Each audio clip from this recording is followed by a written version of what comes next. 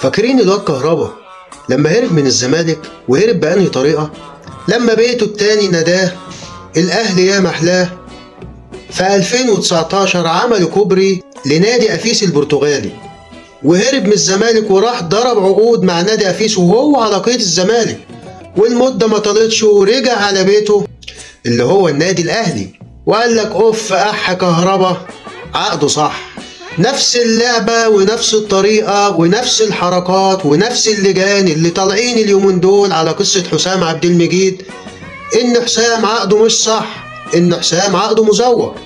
طلع يا مولانا أخو حسام عبد المجيد بنفس الذات نفس، وقال لك الكلام ده عاري تماما من الصحة ومفيش له وجود، وصدق على كلام نادي الزمالك وقال لك حسام عبد المجيد عقد ممتد ل 26/27.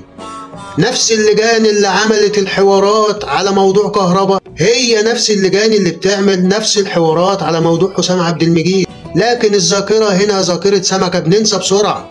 لكن أخو حسام عبد المجيد أضاف على كلام جون إدوارد إنه هيعمل تعديل في عقده يوصله ل20 مليون جنيه، والكلام ده كله ما حصلش.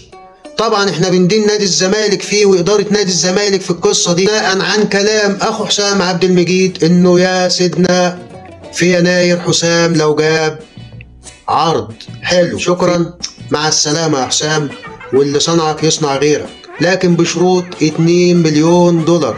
أما بقى عن الهري اللي شغال على مواقع ولجان جمال ابن صباح، كل ده عاري تماما من الصحة. وتأكيدا على كلام العبد لله، موقع بصراحة منزل الخبر، لكن أنا عايز أقول كلمتين للنادي اللي أنا بشجعه وما على الزمالك وإدارة الزمالك الآن مجرد إنسان ضعيف مشوش الفكر لا يملك اتخاذ القرار، بل لا يعرف القرار الصحيح. خدعوا أنفسهم عندما تخيلوا أنهم يملكون مفاتيح السعادة، والرأي الصائب دائما ولا يجد عزيز مثله يتألم، بل متفرج وعاجز مشلول الفكر. ومن أحبه من جمهور لا يملك إلا الدعاء. فقد المال وأفقدنا الصحة وانتزع عنا في راحة البال. أيامه تمر بطيئة جدا والملل يسارع في خطوات اليأس. كان يملك الأمل، أمل ضاع فوق جبروت الزمن.